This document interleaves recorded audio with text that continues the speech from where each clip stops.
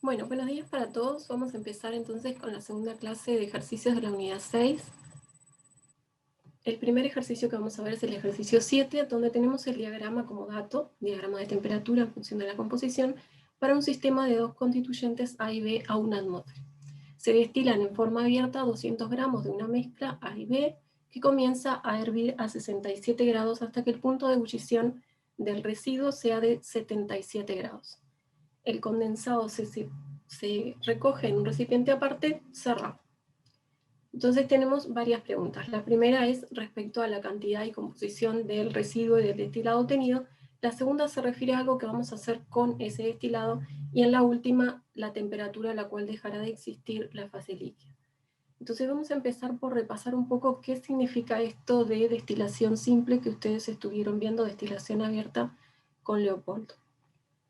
Básicamente vamos a tener un sistema como el de la figura, vamos a colocar la mezcla, ¿sí? Una determinada composición de mezcla en el balón, y vamos a comenzar a calentar de manera que vaporice parcialmente y recogemos ese vapor producido en un recipiente aparte. ¿Sí? Vamos a llamar residuo lo que nos va quedando en el balón y destilado a lo que se recoge de vapor. Entonces, imaginemos que partimos de una determinada composición X1. Si subimos hasta el diagrama, esa mezcla va a comenzar su ebullición a esa temperatura y cuando alcanza la curva del líquido, y vamos a tener en equilibrio la primera formación, bueno, en equilibrio no exactamente, pero se nos va a formar la primera burbuja de vapor. Si nosotros esa burbuja de vapor la condensamos y la llevamos al recipiente separado, entonces esta destilación será abierta y lo que va a ocurrir es que la composición que tenemos en el balón va a cambiar. ¿Por qué? Porque acabamos de retirar una gota, ¿sí?, de una composición más rica que ese líquido en el componente más volátil. Eso va a implicar que lo que nos queda en el balón se va a enriquecer entonces en el componente menos volátil. Y de esa manera vamos a tener, por ejemplo, una composición X2 nueva de residuo, ¿sí? Que la exageré en diferencia para una gota, pero es para que se note, ¿sí? Entonces, a partir de esta nueva composición del residuo, vamos a producir una segunda burbuja de vapor que vamos a condensar como nuestra segunda gota de destilado. Y así sucesivamente vamos a obtener una nueva composición X3 de residuo y una composición Y3 de destilado. ¿Sí? Lo que estamos viendo cuando vamos marcando este proceso en el diagrama es que la composición de este residuo se está enriqueciendo en el componente menos volátil, que para este caso es B. Pero también, si nos fijamos, cada nueva gota de destilado que se produce se enriquece también en el menos volátil. Eso quiere decir que si nosotros queremos hacer una separación, la pureza mayor la vamos a obtener para la primera gota, pero a medida que transcurra ese destilado, va a ser cada vez menos rico en el componente más volátil. Cuando nosotros hacemos una destilación, entonces vamos a tener que elegir entre pureza y masa. Si necesitamos para un trabajo posterior mucha masa de destilado, probablemente tengamos que sacrificar pureza, y si necesitamos mucha pureza, probablemente tengamos que sacrificar la masa. Y eso es lo que hace que se decida cuál va a ser la temperatura final que vamos a utilizar para detener esta destilación, ¿sí? Entonces, vamos a tener una temperatura inicial, que va a ser cuando nuestra mezcla inicial comenzó la ebullición y apareció esa primera burbuja de vapor, y una temperatura final, que es cuando nosotros decidimos detener esa destilación en función de lo que nosotros queremos. Obviamente, si continuamos la destilación y no ponemos un punto final, lo único que vamos a estar haciendo es pasando toda la mezcla del balón de residuo a el frasco de destilado, y por lo tanto no estaremos haciendo una separación. Entonces vamos a tener que elegir una temperatura a la cual detenemos esa destilación para obtener un destilado y una separación. Esto lo van a estar viendo, no lo van a estar haciendo ahora con la nueva modalidad, pero sí van a estar viendo luego la práctica de destilación, que va a ser la última que vean en este semestre. Bien, lo que no he dicho hasta ahora es cómo hacemos con la composición del destilado, si bien ustedes ya lo estuvieron viendo. Cada una de las gotas que obtuvimos las recogimos en un recipiente aparte, pero todas estas gotas tienen una composición diferente. Entonces el destilado no va a ser ni la composición IF ni la composición I1, sino el resultado de la unión de todas estas gotas. Si planteamos ese esa composición de destilado, y lo que voy a hacer ahora en realidad no es algo que ustedes se tienen que aprender de memoria ni nada parecido, ¿sí? Lo que voy a plantear es una deducción de cómo llegamos a eso de que el destilado es el promedio entre la primera y la última gota. Mi intención con plantearles no es que se la aprendan, sino que razonen o vean cómo es que llegamos a eso para que luego lo recuerden, ¿sí? Porque un error muy común que vemos en los parciales es que justamente a la hora de sacar la composición del destilado se queden con, por ejemplo, la composición final, la última gota de vapor producida. Entonces, definimos la composición, planteada como másica en este caso, para el destilado como la masa del componente A sobre la masa total. Si expresamos esto para las diferentes gotas, va a ser la masa de A que tengo en la gota 1 más la masa de A que tengo en la gota 2, y así sucesivamente con todas las gotas, ¿sí? La suma de A que tengo en todas las gotas me da cuánta masa de A hay en ese destilado. Y la suma de la masa de todas las gotas me da la masa total. Si a su vez recordamos que la composición va a ser igual, la composición de la gota 1, por ejemplo, a la masa de A en la gota 1 sobre la masa de esa gota, entonces podemos sustituir cada término por esa fórmula, ¿sí? Composición por masa, hicimos simplemente el despeje de la masa que tenemos de A en la gota 1 y lo mismo para las otras. Si ahora hacemos una suposición, y es que la masa de todas las gotas es la misma, cada nueva gota que se produce tiene exactamente la misma masa, y la vamos a llamar M. Entonces, ¿qué es lo que va a ocurrir? Todas estas M son iguales y por lo tanto las puedo sacar de factor común. A su vez voy a considerar que tengo N gotas. De esa manera nos queda el factor común M en el numerador y en el denominador tenemos N el número total de gotas por la masa M de cada uno. ¿Sí? ¿Me siguen hasta acá? Sí, sí. Bien. Entonces, hasta acá tenemos la composición y lo que vemos es que la masa, si es la misma, entonces se va a cancelar. Lo que nos queda entonces es un promedio matemático de todas las gotas que tenemos recogidas de ese destilado. La última suposición que vamos a hacer para llegar a que solo vamos a utilizar la composición de la primera y la última gota es que la variación de composición que produce cada nueva gota es igual, ¿sí? Como asumir que la zona donde estoy recogiendo es prácticamente lineal. No se preocupen demasiado por eso, lo que me importa a mí es que se queden con que la composición del destilado precisamente va a ser este promedio de la primera y la última gota, ¿sí? Que solamente estoy haciendo dos suposiciones para llegar hasta ella, pero que nunca va a ser ni la composición de la última gota ni la composición de la primera, porque como ven van a ser muy diferentes de lo que es el promedio que me va a quedar más o menos por acá. ¿Sí? Ahora, después de todo este repaso, vamos a volver a ver lo que nos pedía efectivamente el ejercicio. Vamos a ir parte por parte. En la primera parte nos pide cuál será la cantidad y composición del residuo y del destilado obtenido. Partíamos de una masa que era de 200 gramos y nos decían que la temperatura de ebullición era de 67 grados. Entonces, con esa temperatura vamos a ingresar al diagrama, vamos a ir hasta la curva del líquido y de esa manera vamos a encontrar esta composición para el líquido de 0,53. A su vez, en la curva del vapor vamos a encontrar esta de 0,86. Y recuerden que en este caso el diagrama es dato. Entonces simplemente vamos a introducir el valor de 67 y vamos a sacar las composiciones del líquido y el vapor a esa temperatura. La destilación se hizo hasta 77 grados, ¿sí? En un rango de 10 grados, entonces a 77 nosotros podemos hacer lo mismo, ver en el diagrama cuál es la composición correspondiente para el líquido y cuál es la composición correspondiente para el vapor. De acuerdo a lo que estuvimos diciendo, lo que les estuve diciendo en la diapositiva anterior, la composición del líquido en la temperatura final me estaría dando la composición del residuo, ¿sí? Porque ahí no tiene mayor complicación, es lo que me está quedando en el balón. O sea que es la composición correspondiente a la temperatura final de la destilación en la curva del líquido.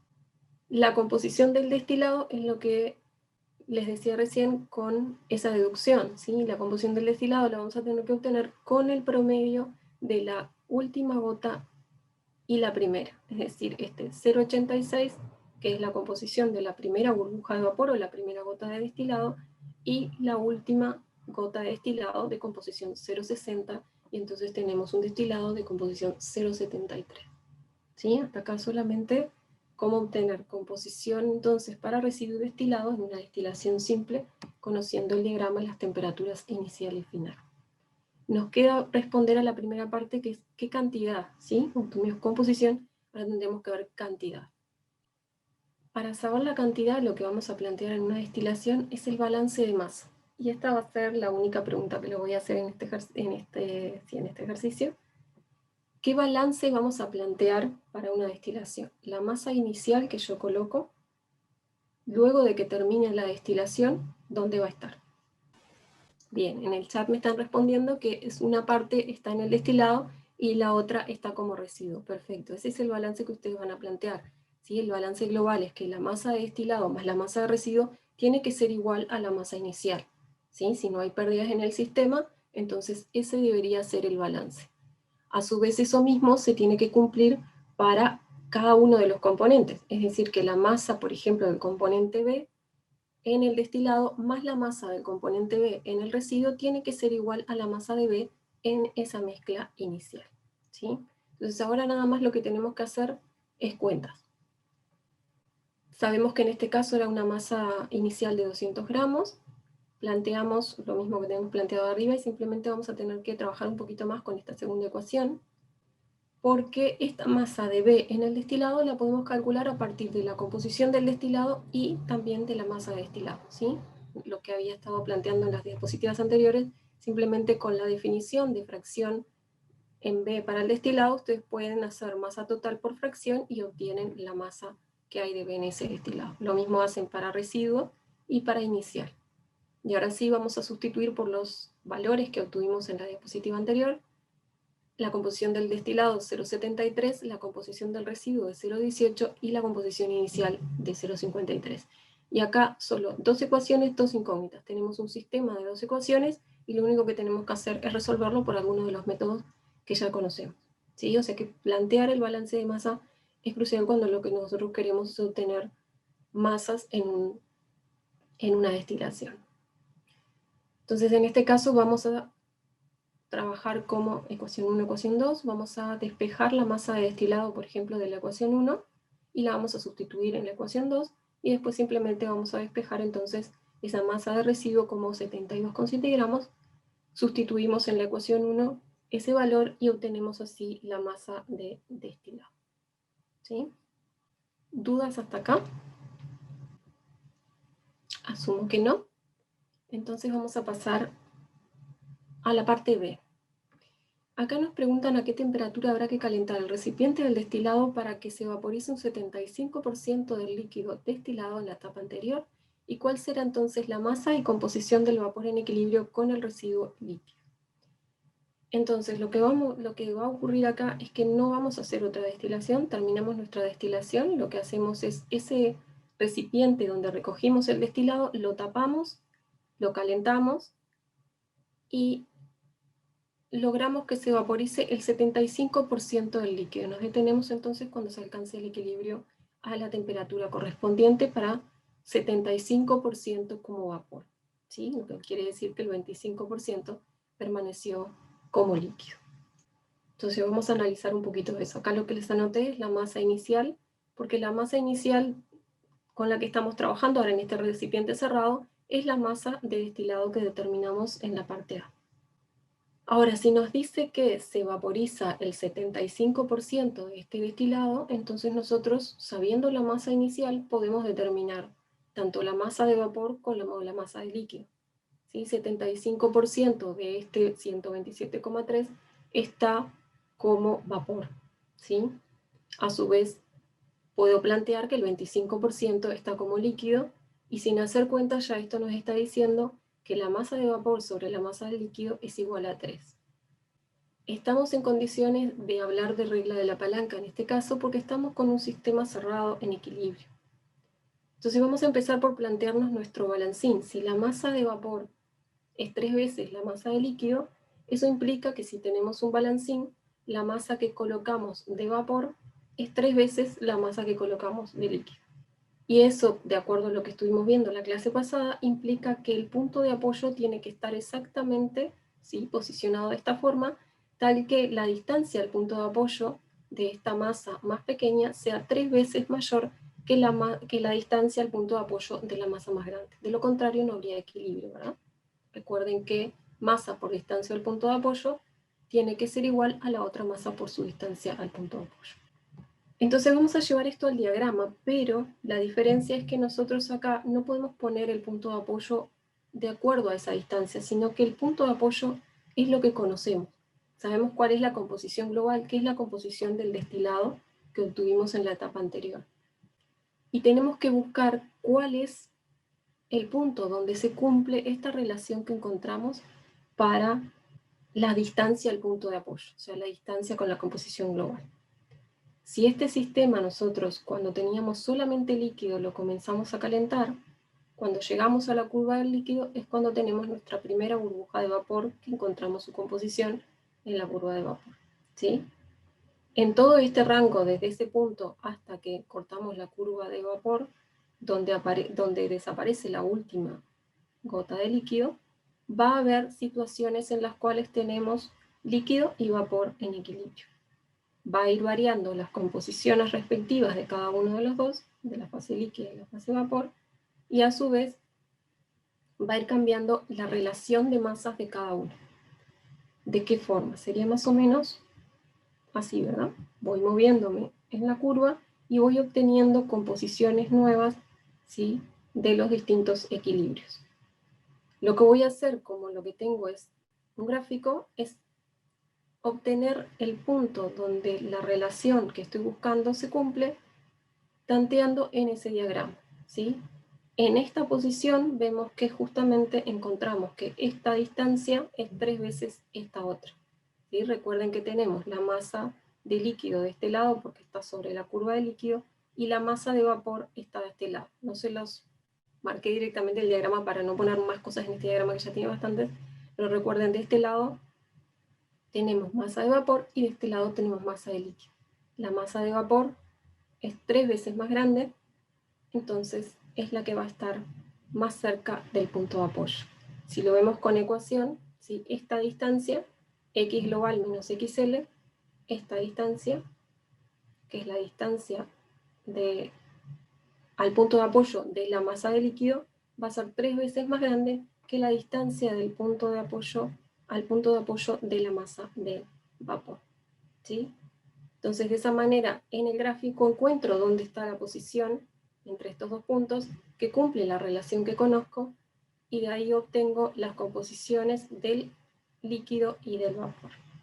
Lo que me están preguntando en realidad es composición del vapor en equilibrio, entonces esa composición, bueno, puedo determinar también la temperatura, la composición que estoy buscando entonces va a ser 0,82, la que leo en la curva del vapor. La otra pregunta que me hacen es cuál es la masa de ese vapor. Y eso en realidad ya lo tenemos en la diapositiva. ¿Sí? Lo habíamos planteado al comienzo. Lo único que tenemos que hacer es la cuenta. La masa de vapor va a ser igual a la masa inicial, 127,3 por 0,75, y de esa manera puedo obtener cualquiera de las dos masas considerando solo el porcentaje evaporado de la mezcla. ¿Sí? ¿Dudas hasta acá? Bien, vamos con la parte C entonces.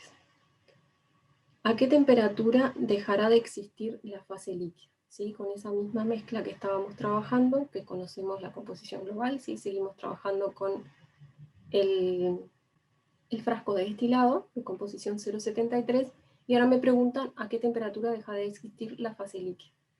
A esta temperatura, como les decía recién, va a aparecer entonces la primera burbuja de vapor de esta composición, va a ir variando las composiciones hasta que cuando lleguemos a cortar la curva del vapor, va a desaparecer esa última gota de líquido. Entonces a esa temperatura, esa es la temperatura a la cual va a dejar de existir la fase líquida. Y si lo leemos en la escala es 72 grados Celsius. ¿Dudas antes de pasar al siguiente ejercicio? ¿Puedes volver a explicar esto? ¿Esto último o lo de la parte B? No, esto último. Esto último es... vamos a volver al otro a ver si ayuda. A ver si te puedo plantear cómo cambiamos acá. cuando estábamos acá en esta situación, si voy a utilizar las rayitas, si tú empezás a calentar una mezcla que tiene la composición 0,73, ¿sí? Cuando tenés solo líquido, cuando llegues a la curva del líquido, va a aparecer la primera burbuja de vapor, ¿sí? A medida que aumentamos la temperatura, entonces va a ir cambiando la composición del líquido, que se va a hacer más rica en este componente menos volátil, y la composición del vapor. O sea, lo que está pasando es un poco lo que vemos acá.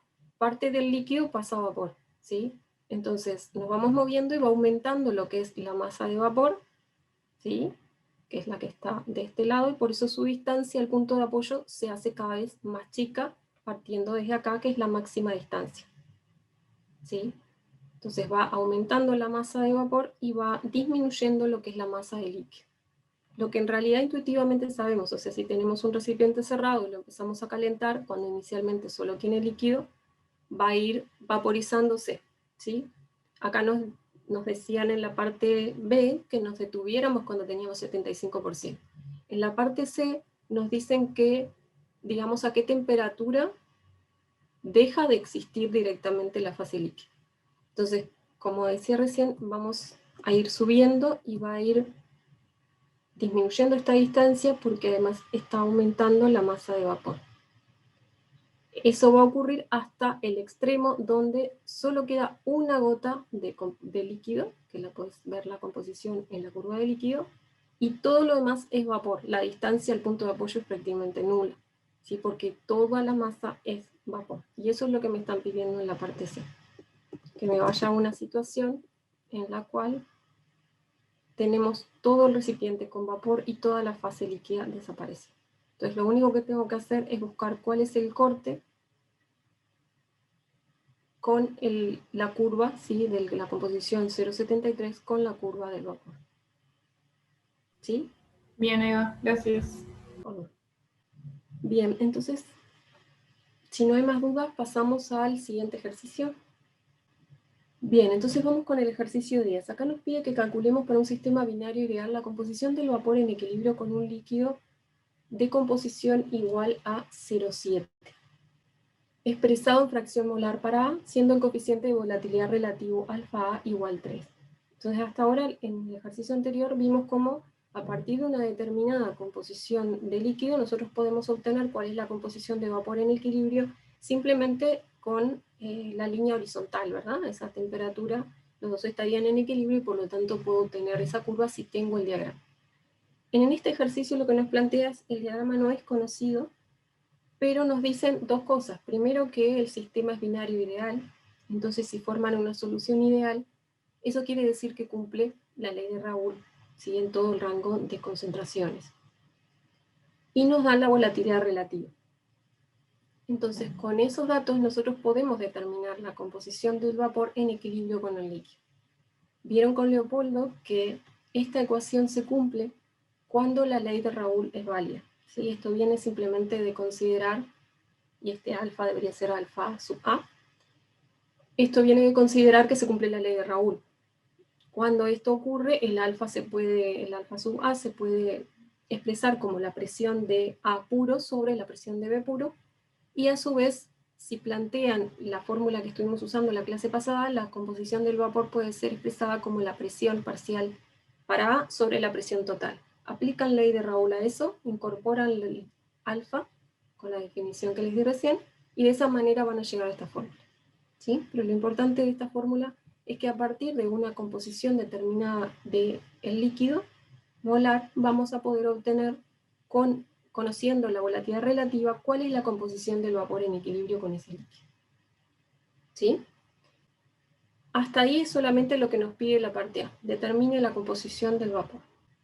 En la parte B nos pregunta cuál será el número de platos teóricos de una columna que, trabajando a reflujo total, logra para un sistema ideal una separación tal que al alcanzar el estado estacionario, la composición del vapor en el tope de la columna, que la llama ISU1, es la calculada en AOC, que va a ser el IA que tenemos planteado arriba.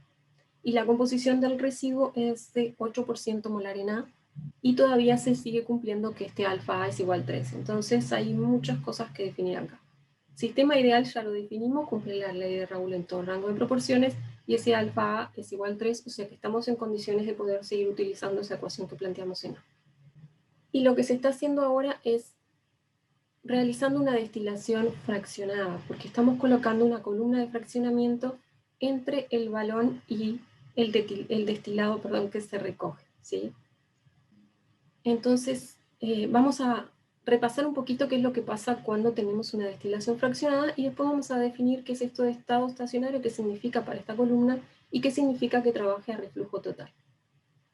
Entonces, si esta es nuestra columna y nosotros hacemos una ampliación de lo que tenemos ahí, vamos a ver primero, existe un gradiente de temperatura, la temperatura va a ser mayor donde en la zona del balón y zonas cercanas, porque es donde tenemos la fuente de calor, y va a ir disminuyendo a medida que subimos en esa columna, ¿sí?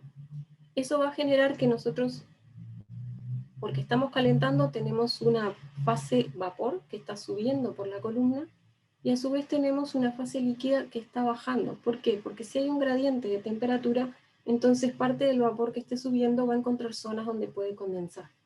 Entonces vamos a tener en todo momento una fase líquida y una fase vapor. Y a su vez, si estas dos fases se encuentran y tienen diferente temperatura, lo que vamos a observar es que parte de esa fase vapor va a poder condensar, ¿sí? Al encontrar una masa más fría, una zona más fría. Si parte de ella condensa, vamos a tener un calor de condensación, ¿sí? Se libera calor en la condensación. Y ese calor de condensación va a permitir que parte de la fase líquida evapore. ¿Qué ocurre? Esta fase líquida que venía bajando en la columna era ya más rica en el componente más volátil que lo que teníamos en el balón, porque era un vapor, ¿sí? Vimos que siempre que nosotros vaporicemos parcialmente una mezcla, en el diagrama veíamos que la composición del vapor es más rica en el componente más volátil que la solución de partida, ¿verdad? Entonces, si tenemos una fase que ya era más rica en el componente más volátil y vuelve a evaporarse, entonces va a ser aún más rica en el componente más volátil. Lo que tenemos entonces es intercambio de masa, que se refiere a que parte de lo que es la masa de vapor pasa a ser masa líquida, y parte de la masa de líquido pasa a ser masa de vapor. ¿Sí? En la columna en todo momento vamos a tener entonces masas de vapor y masas de líquido a todas las alturas de la columna. Y la energía se refiere a este intercambio de calor que se da porque el calor de condensación permite que esa fase líquida evapore, ¿sí? Entonces vamos a tener, además de un gradiente de temperatura, un gradiente de concentraciones, donde el vapor se enriquece en el componente más volátil a medida que subimos en la columna. Entonces eso es lo que logra una mejor separación. Vamos a tener que la composición del vapor es cada vez más rica en el componente más volátil a medida que subimos en la columna. Esto en realidad es repaso porque ya lo vieron, ¿sí? En el diagrama sería como que nosotros tenemos una determinada composición, ¿sí? Vamos a obtener a partir de esa composición de mezcla una burbuja de vapor y la vamos a condensar. Y luego ese condensado lo vamos a volver a evaporar, ¿sí? Condensa y lo vuelvo a evaporar. Entonces, esto puede seguir ocurriendo, o sea, lo que consideramos que logra la columna es, en equivalencia, varias destilaciones simples sucesivas. Obviamente vemos que el proceso es un poco más complejo porque va a haber mucho contacto entre estas dos fases dentro de una columna que puede o no tener relleno, ¿sí? Entonces no es exactamente como si cada destilado que obtengo o cada gota la vuelvo a evaporar. Pero la eficiencia de la columna y el número de platos teóricos que nos están pidiendo es determinar a cuántas destilaciones simples sucesivas equivale la separación que logra la columna. Entonces vamos a partir de una composición de residuo y vamos a suponer que cada burbuja que se produce de vapor la condenso y la vuelvo a evaporar. ¿Hasta cuándo voy a hacer esto? Hasta que obtenga la composición de destilado. Y de esa manera obtengo a cuántas destilaciones simples equivale esa separación que logra la columna al tope de la misma, ¿sí? Lo que se hace para evaluar esto es poner la columna a reflujo total, que es la otra cosa que teníamos que definir. Reflujo total implica que todas las fases vapor son condensadas y vueltas, o sea, Toda la fase líquida alimenta la columna nuevamente. No se permite entonces extracción de destilado. Solamente se saca una pequeña porción para hacer la medida de la composición al tope de la columna, pero todo se vuelve a reflujar hacia ella y la vuelve a alimentar. La otra cosa que teníamos que definir es estado estacionario. Para poder hacer esta medida de la equivalencia y ver esa eficiencia o ese aporte que nos da la columna, tenemos que tenerla en estado estacionario, lo cual significa que a lo largo del tiempo no cambian ni la composición ni la temperatura a una determinada altura de la columna. ¿Sí? Si estuviesen variando en el tiempo, no tendría sentido determinar entonces el número de platos. ¿Dudas antes de que siga con el ejercicio? Bien, asumo que no, entonces vamos a continuar. Teníamos la parte A resuelta y vamos a recordar que nos pedían la parte B. Nos dice cuál será el número de platos cuando al tope de la columna la composición es la calculada en A, o sea que va a ser 0,875 al tope de la columna, va a ser nuestra composición de destilado. Y la composición del residuo es 8% molar en A, o sea 0,08 para A. Entonces, ¿qué es lo que vamos a hacer? Vamos a plantear una primera destilación, dado que no conocemos el diagrama.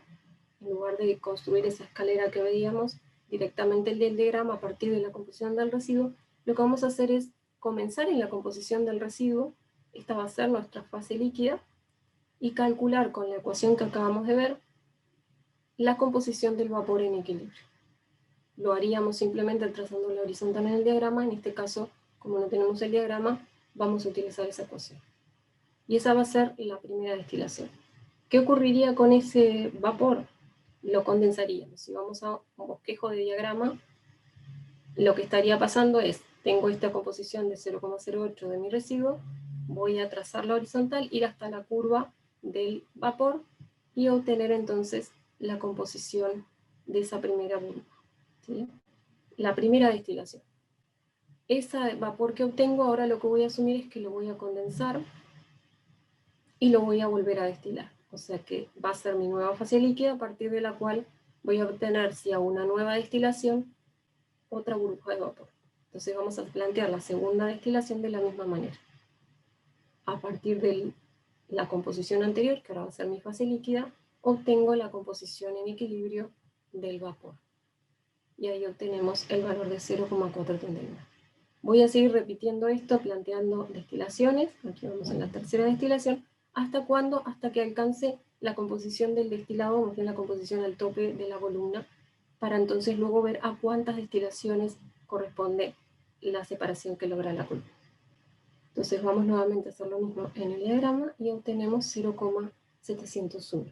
Hacemos esto una vez más y lo que encontramos es que este valor de 0,875 en esta última destilación coincide con el valor del tope de la columna. O sea que habríamos terminado, hasta aquí iría lo que pueda hacer la columna de fraccionamiento que colocamos, ¿sí? Entonces la pregunta que les iba a hacer en este ejercicio es ¿cuál es el número de platos teóricos a los que corresponde entonces la separación lograda por esta columna? Única pregunta del ejercicio 10. Bien, la respuesta en el chat es 3 y es correcta, ¿sí? ¿Por qué 3? Porque nosotros no vamos a contar el primer plato que tenemos acá. ¿Por qué no lo vamos a contar? Porque en realidad ese plato se va a dar, si esta separación de una destilación simple va a ocurrir siempre. Aun cuando yo no coloque esta columna de fraccionamiento, va a ocurrir en el sistema una destilación con el balón y el resto del sistema. Entonces lo que quiero ver es qué me agrega el agregado de esa columna, ¿sí?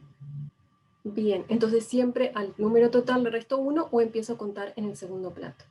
La otra cosa que les quería decir es que si bien nosotros tenemos composiciones que corresponden con el equilibrio, en la columna no vamos a tener en equilibrio las composiciones que marcamos en el diagrama, ¿sí? Porque si se fijan, lo que vamos a tener en realidad es que esto corresponde al total de la columna, pero por ejemplo si nosotros nos posicionamos en el plato 2, lo único que vamos a poder decir, dado que son alturas diferentes en la columna, es que la composición, puedo vincular la composición del líquido que está saliendo de esa zona del plato teórico y la composición del vapor que sale ¿sí? Como las correspondientes a las de equilibrio. Son las correspondientes a las de equilibrio y no son las del equilibrio porque si están a alturas diferentes de la columna, entonces no están en contacto y no están a la misma temperatura, ¿sí? Recuerden que esto en realidad es la equivalencia que se hace para evaluar la eficiencia de la columna. ¿Dudas de esta parte? Seguimos entonces con la parte C. En la parte C nos pide que indiquemos en un diagrama Y versus X, cuáles son los equilibrios líquido-vapor correspondientes a los platos teóricos calculados en B. Entonces, esto ya lo hicieron con Leopoldo, ¿sí? Lo que se hace en este caso es graficar la composición del vapor contra la composición del líquido. ¿Cómo hacemos esto con las composiciones que teníamos? Composición del residuo, ¿sí? Para esta composición se obtenía una composición del vapor de 0,207. Esa composición del vapor la condensábamos, entonces la vamos a llevar como un valor en el eje de las X, porque va a ser también una composición de líquido. A su vez, vimos que a partir de este valor se obtenía una composición de vapor de 0,439, y esa composición la vamos a llevar al eje de las X también, porque lo vamos a condensar, y así sucesivamente. Cada valor que obtenemos de líquido tiene su correspondiente valor de composición de vapor, que a su vez ubicamos como el siguiente valor en composiciones de X, porque va a pasar a ser un condensado. Y esta es otra forma de ver el número de platos teóricos. Al igual que en el caso anterior, vamos a contar a partir de el segundo plato teórico y el primero no lo vamos a contar. Y un poco lo que les comentaba Leopoldo cuando lo vieron en el teórico es que esta línea que tenemos acá es la línea donde se igualan, ¿sí?, las composiciones del líquido y del vapor. Y esta curva que obtenemos azul va a ser cada vez más cercana a ese valor cuanto más cercana sea la volatilidad relativa al valor de 1. ¿Sí? Cuanto más ancho sea el diagrama, entonces mayor también va a ser la distancia de esta curva azul a la curva de igualdad de composiciones entre líquido y vapor. ¿Sí? Y más difícil va a ser la separación cuanto más angosto sea el diagrama, o sea, más cerca estemos de esta situación. Bien, ¿dudas hasta acá? Seguimos con el ejercicio número 13. Entonces tenemos que se da el diagrama TX para el sistema binario AB. Lo que vamos a tener acá de diferente es que vemos que en el diagrama tenemos un azeótropo, una desviación de la ley de Raoult, pero lo que nos está pidiendo es muy similar a lo que veníamos trabajando en el ejercicio 7. Nos pregunta la temperatura a la que comienza a hervir una mezcla constituida por 50 gramos de A y 150 gramos de B, y cuál sería la composición del vapor en equilibrio con el líquido en el punto de ebullición inicial.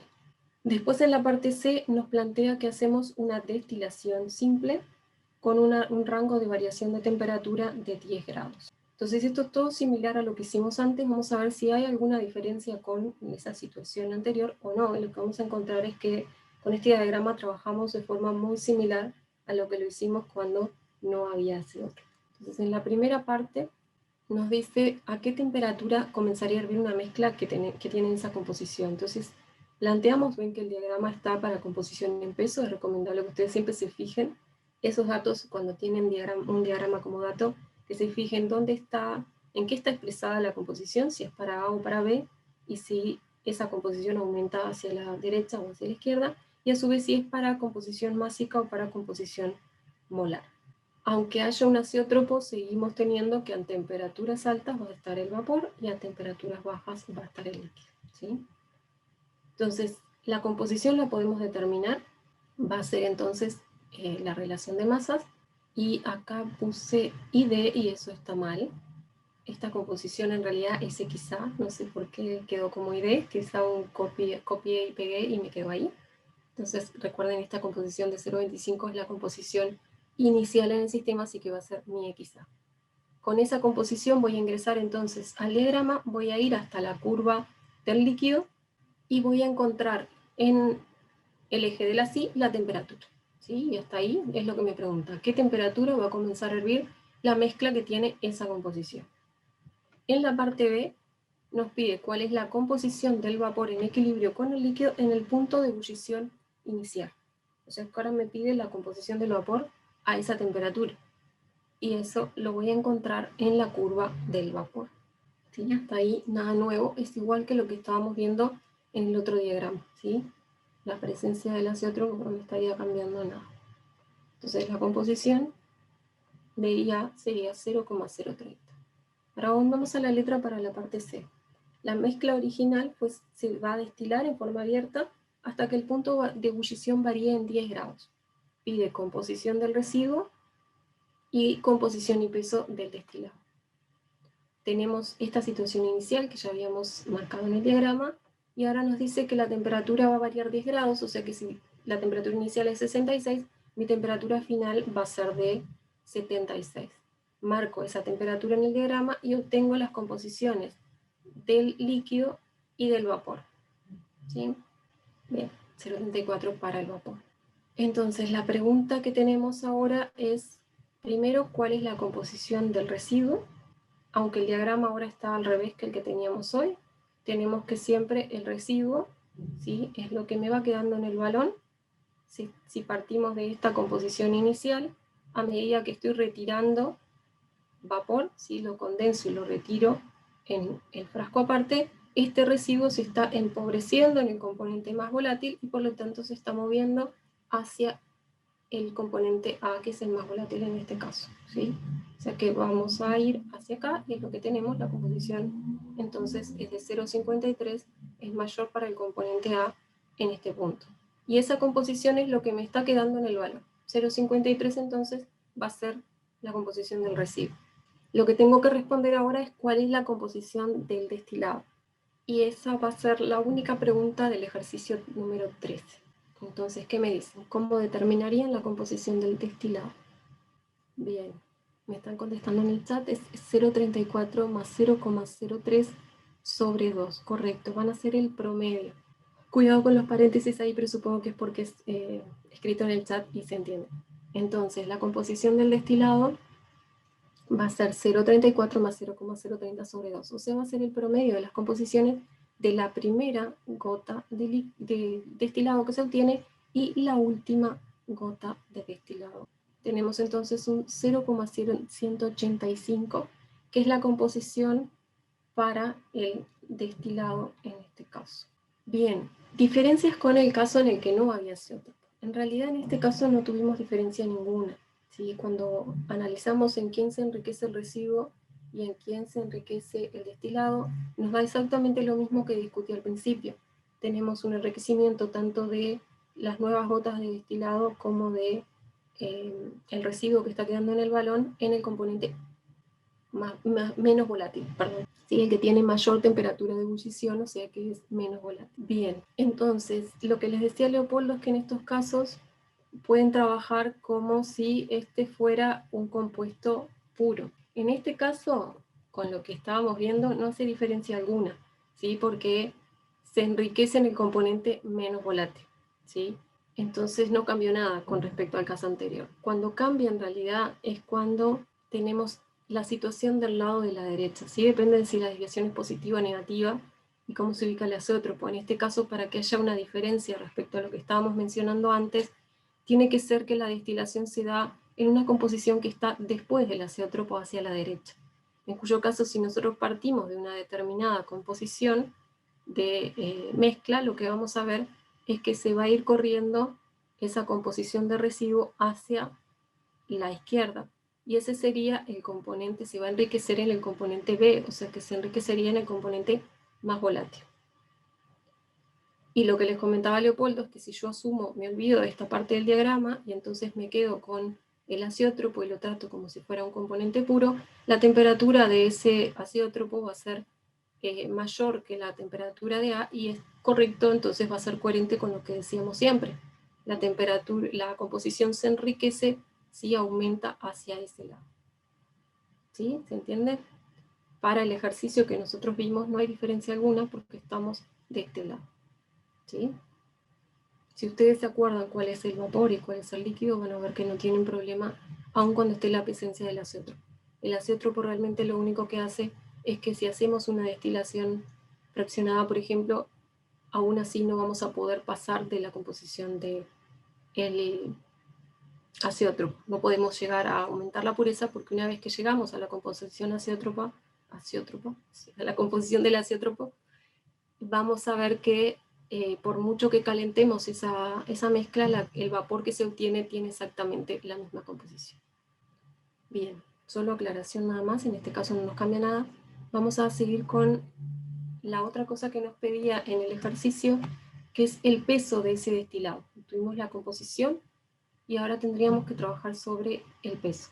Ya lo hicimos en el ejercicio 7, vamos a plantear exactamente lo mismo, de hecho esta diapositiva es la misma con los valores actualizados. Vamos a plantear el mismo balance de masa, la masa de destilado más la masa de residuo es igual a la masa inicial, y planteamos el balance para el componente B, por ejemplo.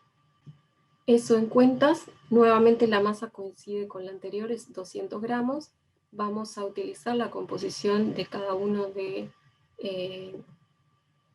las masas, la composición del residuo, en este caso 0,185, 0,53 la masa de residuo y 0,25 la mezcla inicial. Nuevamente lo que vamos a hacer es trabajar sobre el sistema, despejando de la primera y sustituyendo la segunda, y de esa manera obtenemos las masas respectivas de destilado y residuo.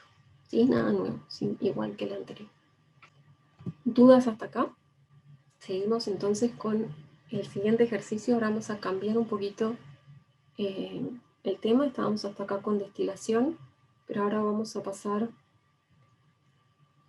a tener un tanque de 10 litros que contiene a 25 grados metano y 1 litro de agua, y nos pide calcular cuántos gramos de metano están disueltos en el agua cuando se alcanza el equilibrio en dos situaciones. En la situación A nos da la presión inicial, la presión de equilibrio alcanzada, si una vez que se alcanza el equilibrio, cuál es la presión de metano, y en la parte B nos dice el valor de la presión inicial. Como dato tenemos la constante de Henry, entonces vamos a recordar cómo es que podemos usar esta constante de Henry y cuál es la situación. ¿Sí? En este caso no vamos a tener el cumplimiento de la ley de Raoult en todo el rango de proporciones, y esto no forma una mezcla ideal. Entonces vamos a recordar lo que Leopoldo les comentó con respecto a este caso.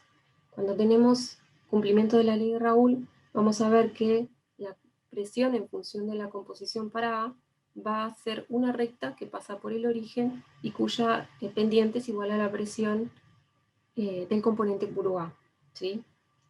Eso ya lo estuvimos viendo, ¿sí? La presión parcial igual a la composición de la fase líquida por la presión del puro. Cuando hay una desviación, lo que vieron es que, por ejemplo, si la desviación fuese positiva, tendríamos una situación como esta, donde a composiciones más bajas vamos a tener un apartamiento mayor, y a composiciones altas prácticamente llegamos a lo que es la recta, ¿sí? Entonces, Henry lo que propone es una nueva ecuación, muy similar a la anterior, sí, también es una recta que pasa por el origen, pero cuya pendiente es la constante de Henry. Entonces, vemos que en esta zona de composiciones bajas para A, ¿sí?, tenemos una sola lineal. Entonces, lo que Henry propone es que hay una ecuación, ¿sí?, que puede ser obtenida experimentalmente, que nos puede describir esa zona. Entonces, de esa forma, podemos decir que se cumple Henry para una composición baja de A, cuando el soluto está en baja proporción, y que se cumple Raoult cuando el componente se encuentra en alta proporción, o sea que actúa como solvente, ¿sí? Vamos a la situación que tenemos en este caso. Tenemos metano en presencia de agua y solamente 1 litro de agua, ¿sí? Y la presión en el equilibrio es de 740.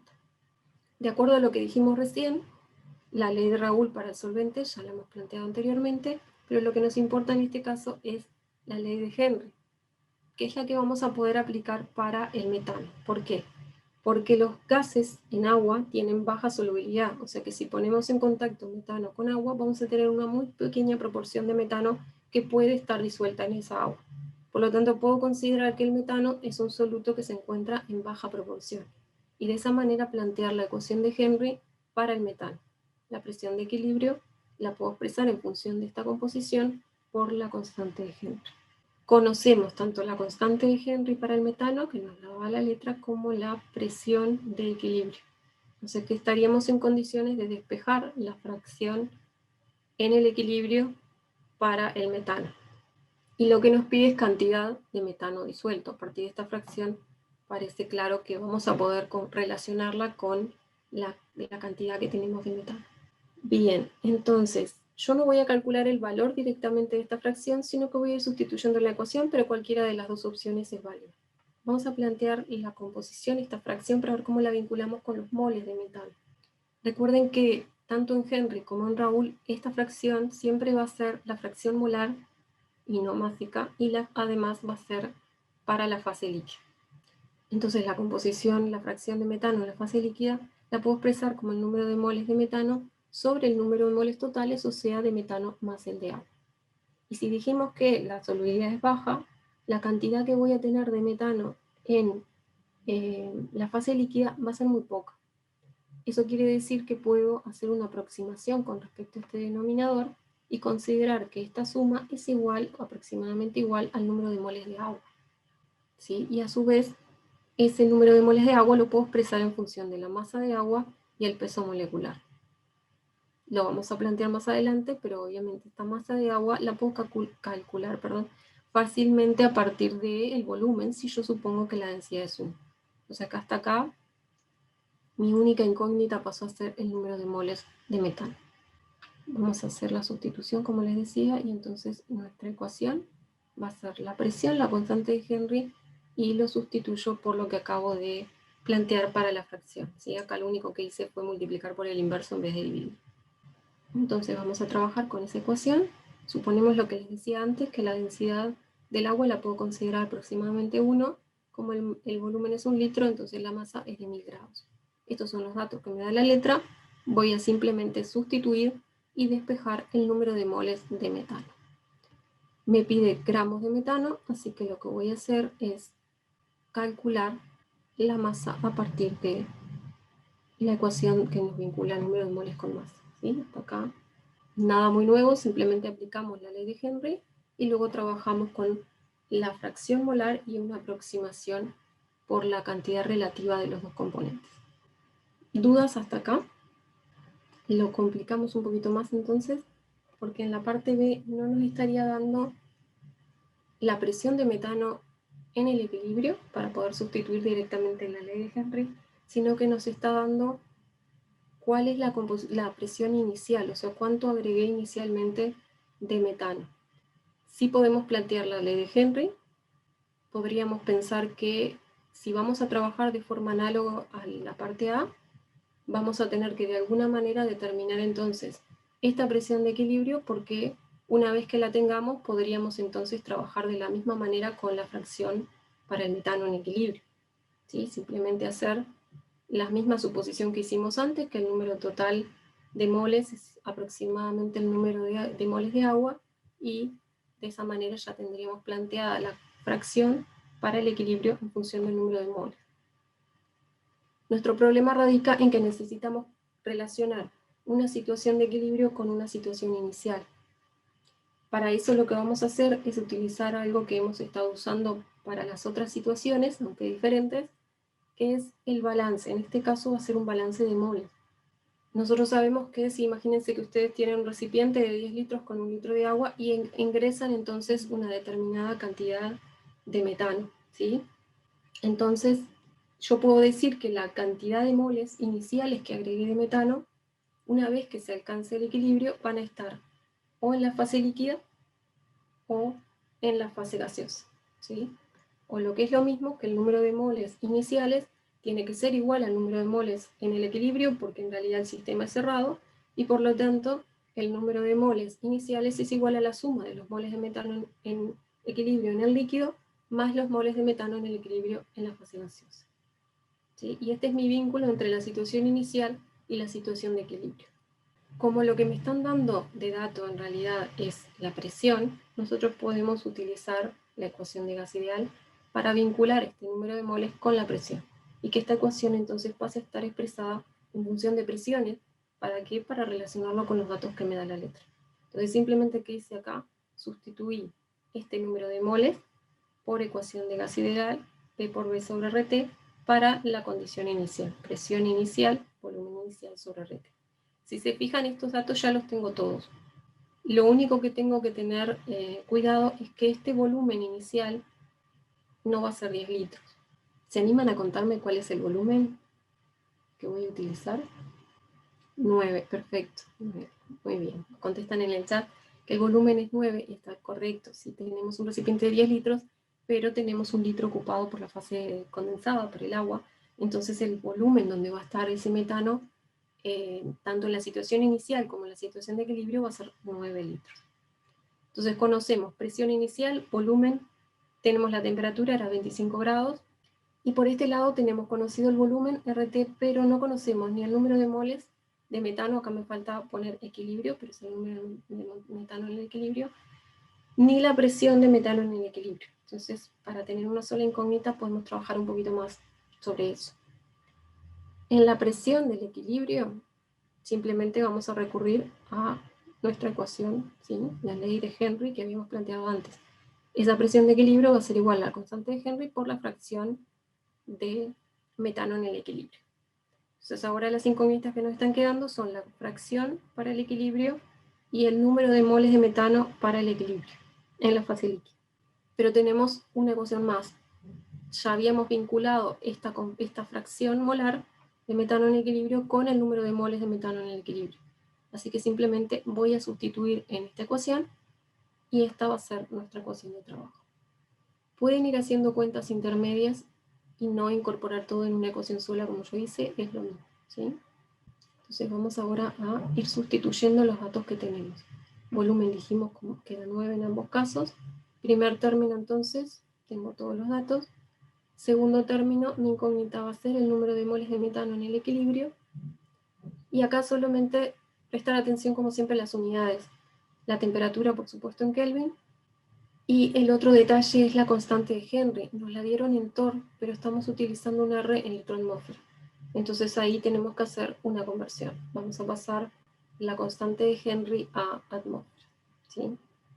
Bien, entonces el número de moles de metano en el equilibrio me va a quedar igual a ese valor. ¿Por qué les anoté tantos números después de la coma? Porque ese no es el valor final. Entonces hoy les decía, es lo mismo si ustedes hacen como yo y van sustituyendo ecuaciones y todas las cuentas les quedan al final.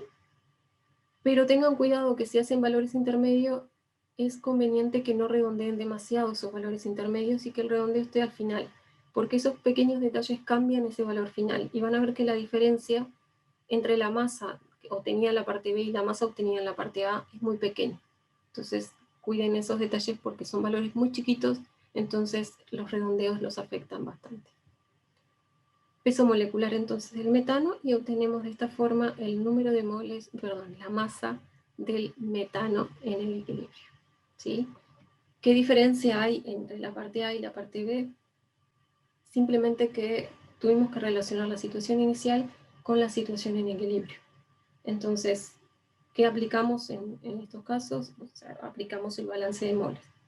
En la parte A y en la parte B, entonces, lo que estamos viendo en este ejercicio es ley de Henry, cuando estamos en condiciones de aplicarla, y cómo recurrir al balance de moles para vincular situación inicial y situación de equilibrio. ¿Dudas de este ejercicio? Vamos entonces con el último ejercicio. Vamos a volver a cambiar un poquito el tema de lo que estamos tratando. Ahora vamos a ir a la parte de reparto, ¿sí? Tenemos ahora dos solventes inmiscibles. Imagínense un solvente orgánico y un solvente acuoso. No sé si ya lo han estado viendo en otras materias. Y un soluto C, ¿sí? Que es soluble en ambos solventes. Si es soluble en ambos, cuando lo pongamos entonces en contacto con una mezcla de estos dos componentes, va a haber un reparto de este soluto entre los dos, ¿sí? Nos dicen el peso molecular del compuesto C, la solubilidad que tiene este compuesto en la fase A, que vamos a ver que lo necesitamos en la parte B, el coeficiente de reparto, muy importante, que además nos dicen la temperatura, porque este coeficiente depende de la temperatura, porque de hecho cambia la solubilidad que tenemos en cada una de las dos fases, y nos dice que se comportan idealmente. Entonces, en la parte A tenemos 50 mililitros de A y 50 mililitros de B, y agregamos 0,4 gramos de C. El sistema se encuentra a 25, o sea que puedo utilizar el coeficiente de reparto que me están dando, y nos pide que calculemos la concentración de C en A y B. Entonces vamos a pasar un esquema sencillo de lo que tenemos, ¿sí? Normalmente trabajamos con solventes inmiscibles en una bola de decantación, por ejemplo, cuando los vamos a separar. Lo que hacemos en este caso es agregar un soluto, ¿sí? Un soluto que se disuelve en ambos solventes. Entonces lo que vamos a encontrar es que hay un equilibrio que se establece entre la concentración de C en el solvente A y en el solvente B. Que veían con Leopoldo que se va a establecer siempre entre las especies neutras, ¿sí? Porque las especies cargadas por lo general no van a ser solubles en ambos, sino solamente en uno de ellos, así que el equilibrio siempre se va a estar dando entre, el reparto se va a dar para las especies neutras, que son las que pueden permanecer en ambas fases. Vamos a lo que nos pide, ¿sí? Tenemos que calcular la concentración de C en ambos cuando se alcanza el equilibrio para una determinada cantidad inicial. Entonces lo primero que vamos a plantear es la constante de reparto, o el coeficiente de reparto, ¿sí? La relación de concentraciones sabemos que es 40. Y lo que vamos a hacer a continuación es determinar cuántos moles agregamos de C, para luego entonces plantear la situación de equilibrio.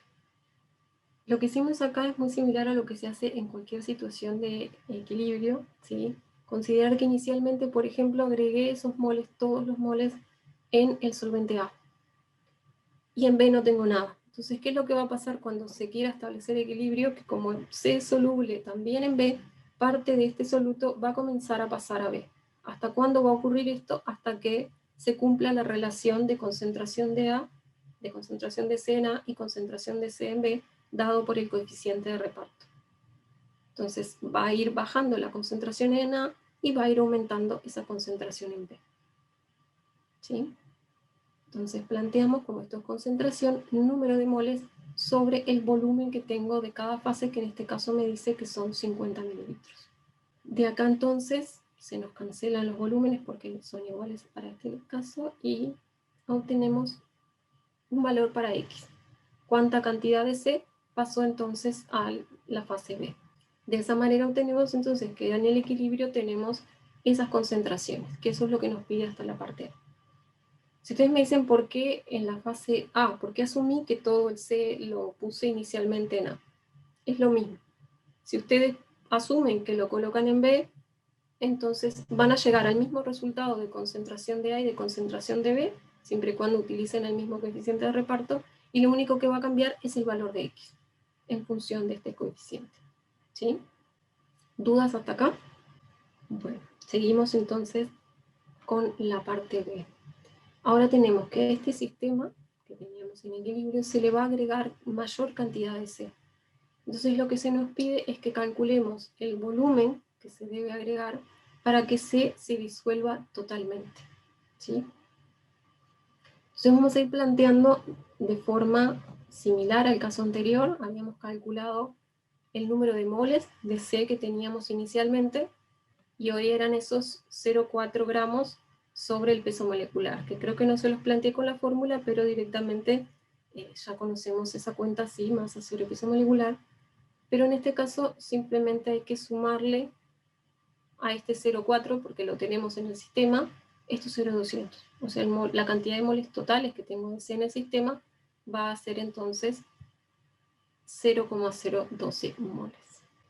Y vamos a volver a recurrir a, ¿sí?, el número de moles iniciales, que es ese 0,012, va a estar o en C o en B una vez que se establezca el equilibrio. ¿Sí? Una parte se va a ir para A y una parte se va a ir para B. Entonces voy a trabajar sobre esa ecuación. El número de moles que tengo de C en A va a ser la concentración por el volumen de A. En la parte A eran iguales, pero en la parte B justamente tengo que calcular ese volumen. El nuevo volumen que va a haber en A para que se alcance el límite de solubilidad. Planteamos la concentración por el volumen en ambos casos para el número de moles para hacer aparecer justamente la incógnita del volumen que quiero calcular. ¿Cómo determino estas concentraciones que tengo como incógnita? El volumen de B ya lo conozco, ¿sí? Porque en B no se agrega nada, o sea que el volumen de B sigue siendo 50 mililitros. La concentración de A que voy a utilizar va a ser el límite de solubilidad. Voy a entonces considerar que la concentración, bueno, antes les escribí lo que les dije recién, el volumen es de 0,05 y ahora vemos si esto se puede hacer de otra manera. Entonces la concentración de A, o la concentración de C en A, va a ser 0,2. Y si conozco la concentración de A, puedo determinar entonces la concentración de B con el coeficiente de reparto. Por lo tanto, las dos concentraciones son datos conocidos. Acá lo único que hice para el volumen fue suponer el volumen inicial, le voy a agregar el volumen. ¿Sí? ¿Qué es lo que me dice? Un volumen desconocido que le agrego de fase A para el volumen total. Podría directamente plantear este volumen de A como incógnita y despejar el total y luego simplemente restarle lo que ya tengo. Es lo mismo, ¿sí? Capaz que les queda más claro. Bien, la única incógnita entonces es B y lo único que tengo que hacer es despejar ese volumen. Si hubieran dejado este volumen directamente como incógnita, quizá quedaba más claro que en algún caso podría ser que tenga que agregar muy poco o no tenga que agregar porque se disuelva totalmente. Bien, ¿dudas hasta acá? Yo tengo una pregunta, perdón. Esa concentración de A, ¿cómo era que la conocía? Esta concentración es el límite de solubilidad, o sea, por encima de ese valor en realidad no se va a disolver C, o sea que yo tengo que poner esa concentración para asegurarme que C se disuelve. Si en realidad ya alcanza para disolver esa cantidad, este volumen en realidad te puede llegar a dar mucho menor o cero. Pero yo agregué tantos... Ah, nada, perdón, ya me fijé. Gracias. Agregamos más C, ya teníamos 4,04 gramos. ¿Tienen dudas de cualquiera de los ejercicios que vimos hasta acá?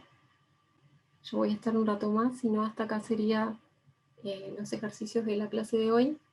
Pero nada, solo recuerden las cosas que les fui marcando, la utilidad de los balances de masa y los balances de moles y la composición del destilado, que es un error muy frecuente, que siempre se va a calcular como el promedio entre la primera y la última gota en la destilación y no como la primera o la última. ¿Sí? Bueno, entonces sería hasta acá la clase de hoy. Gracias por su atención entonces.